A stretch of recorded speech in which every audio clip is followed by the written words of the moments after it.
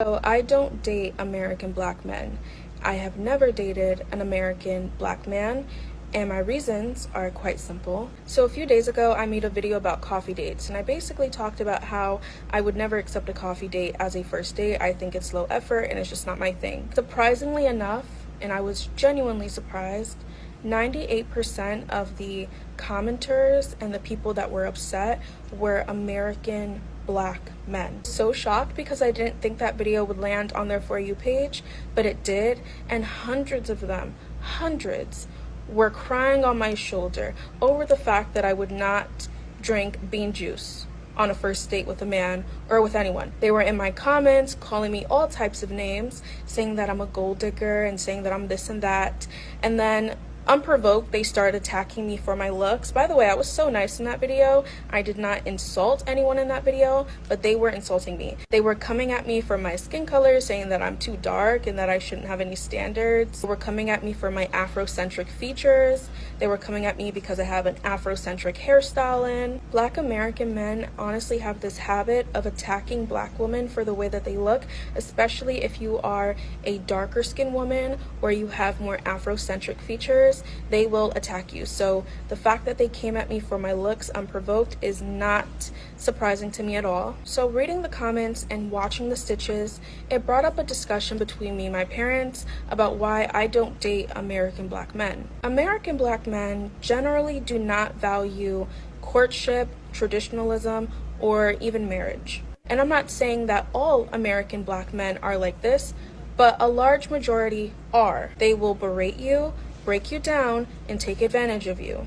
I don't know why, but the sight of seeing a black woman, a dark-skinned black woman, having standards really does bother them. Maybe it's because in their mind, nobody ever talks about this, but they believe black women, dark-skinned black women deserve crumbs. Colorism is real, and they think that we deserve crumbs and that we shouldn't have any standards. I mean, I was getting so many messages and comments saying, "You're dark skinned, why do you have all these standards?" The only reason why that video got them really upset was because it basically told them to do better. This is the one right here, and I'm gonna tread lightly because I know people be in their feelings when it comes to race and all of that. But when it comes to California, yes, there are black men. But if you're a certain type of woman and you're looking for a specific type of black man, in my opinion, when we're talking about sophistication and all of that, they're not here in LA. They're just not here. And if they are here, they don't like black women. So her comment definitely is on point. As far as, there being no black men. Now, when you go to the East Coast, that's where you can find a black man of sophistication, that has a great job and is doing well for himself and is not wearing skinny jeans. But LA, whew, honey, the black men out here, some of them, honestly, they really just don't like black women. They're looking for a specific type of aesthetic, and if you don't fit that, then you're out of luck, in this dating scene. And I'm finding that, if you're a black woman and you're really true to yourself and true to who you are, and you're not conforming and doing, everything that these other girls are doing out in the streets, they don't want you. They don't want the good girls anymore. They want the easy ones. They want the ones with the BBLs. They want the ones, that I don't even know what they want, honestly. Maybe y'all can chime in the comments. But to be honest with you, LA really is not a great place to date. In my opinion, I feel like if I lived like on the East Coast or something, I probably would be better off because black men out there actually like black women. Welcome back to the channel. You see the information on the screen, so you know what I'm about. So let's get into it. So we're always going to have this issue between black men and black women, and whether or not black women are saying, hey, I'm willing to date black men, or black men saying, hey, I'm willing to date black women. But if we really look at it, and even in the comments of this particular lady, the last one, Talks with Christina, some people are even saying, hey, for her, LA does have men. It's just about, you have to go find them. And I honestly think that's really the problem, like I said, that I've always believed. See, when you really are out here, because, I look at it from my perspective, right? if I go in the basic walking around, okay, the basic walking around, I'm going to run into certain people, okay, in my basic walking around. If I go to most clubs in Atlanta, because I'm here in Atlanta for all the new people. So if I go to the clubs in Atlanta, okay, I'm more than likely not going to find what I would consider marriage quality women. I'm just not. And people love to say, okay, they're there, blah, blah, blah. And I'll say, yeah, they're there, but they're there with their friends, or they're there on a birthday party, or they're there as a once in a year or once every quarter, type of thing to get out of the house. Most really good women are just not going to be in that environment. It's the same thing. I would believe that most really great men are not going to be in that environment. And when I use those terms, great, I'm really referring them to marriage. Not to say that these people are bad people, that they, want to commit crimes or do evil things. They're just at a place where they're just really having fun, and they're not necessarily in a place of marriage. So that's really how I, describe that. That being said, again, the hardest part for all of us, both men and women, is to find high quality people. But again, it's all about how do you describe those quality people? Are you open to someone when you finally meet them? What kind of rules and regulations do you have in order to actually talk to someone? It's always very interesting to me because, like I said, when you really break people down, and I've even tried to get on calls with some of these people so I can actually talk to them and say, okay, what are you doing? How are you finding your people? Blah, blah, blah.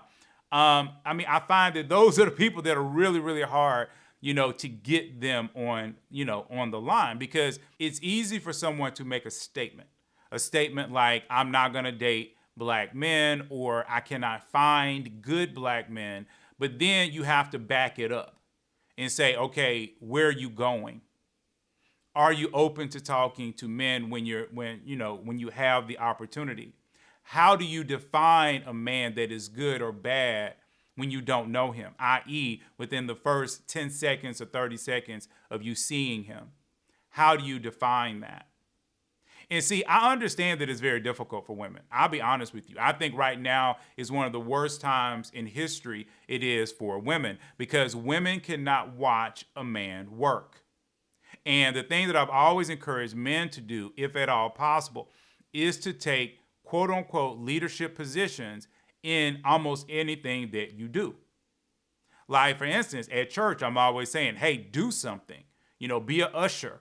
Be something in the church where the woman can watch you and view you from a distance. Women do much better when they can actually view a man from a distance, because women in general, they seem to have a way where they just kind of put a man in a box within, honestly, 5 seconds of looking at him. Sometimes, I'll be honestly, less than a second. And a lot of men have actually noticed that, where you'll see a woman, in the grocery store or wherever, she'll take one quick look at you, and then you can see in her eyes that her whole demeanor has changed. It hasn't gone from, oh, I want to talk to this guy, but oh, he's not what I'm looking for.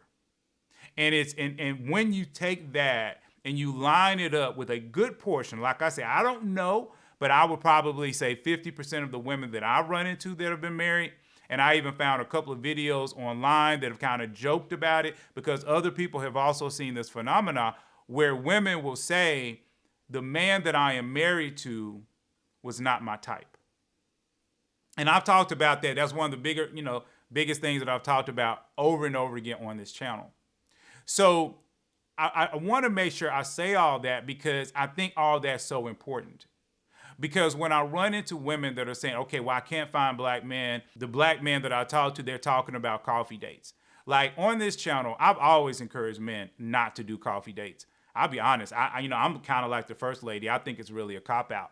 I understand that a lot of black men, they don't want to, invest in a woman that they don't know. And they're saying, well, hey, how do I know she's going to be a good catch? I don't want to spend $70 or $100, because to me, that's a lot of money. I get that. But that's why I've always encouraged men to talk on the phone. The whole purpose of a date anyway is to get to know someone. So you can actually talk to them on the phone for free, right? And I've always encouraged women to be open to talking to men on the phone. And I find the only women that are not open to talking to men on the phone are the ones who are, quote unquote, desperate for the date. And just because you talked on the phone, it doesn't mean that you're supposed to go to someone's house, okay, right after that. Ideally, you meet the person, you get their information, you talk on the phone 30 minutes to an hour, and depending upon how long it'll take for you to get to a time where you can make a date, you might actually talk to them 2 or 3 times before the first date. You go on a date, a decent place. Like I said, it doesn't have to be expensive. That's why I'm always saying Cheesecake Factory, okay?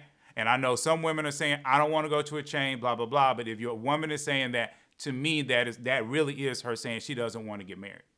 That is saying that it's all about how much money the man spends. And I have seen things online where men are saying, I got to spend $300, I got to spend $500. I even found somebody who was talking about spending $1,000. And honestly, I've never spent, anything even close to that for a date. And if I did, honestly, that woman would never see me again. I mean, seriously. Because the bottom line is, if you're on a date with me and you're trying to rack up money like that, and I don't even know how in the world you would do it if I take you to Cheesecake Factory, that you're going to walk away with a $150, $200 date. But if I felt like you were trying to do that, that's probably when I would step in and I'd be like, okay, she got hers. Okay, because that is just blatant disrespect, and that's not showing a woman that cares about being married. But again, a man is supposed to show that he is providing. He is supposed to show that he can take care of it. All right. So, yeah, I kind of have to agree that a coffee date to me for the first 1 or 2 dates is not really a good thing to do. Okay. But I also lean into the concept that the woman should be very open, okay, especially as you get to that date 2, 3, 4, 5, to doing other things, whether it's a hike, whether it's, like I say, a nice walk, or whatever it is. It doesn't always have to cost money. All right. So I think, again, that there has to be balance. But, to, again, this last lady, again, top tier, she talked about top tier men. And again, that's the whole high value man of this, that, and the third. And really, again, I know we don't like putting terms on all these things, but how do you find these men? These men are everywhere. Are you talking to the men that are coming up to you, that are locking eyes with you, that are trying to say hello to you, and then you're giving them that opportunity to have 5 minutes?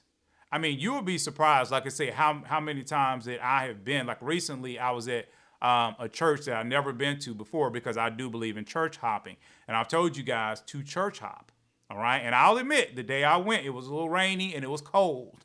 But, as soon as I got outside, I was surrounded by about 3 women, and I started joking about, how cold it was and how rainy it was.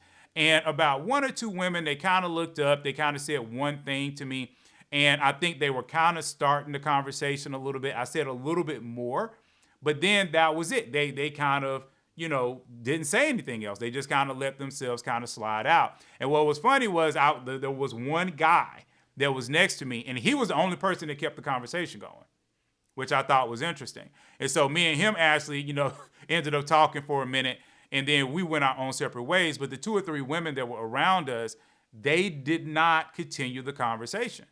It was an easy conversation. Oh, yeah, it's cold out here. It's been so cold this whole week.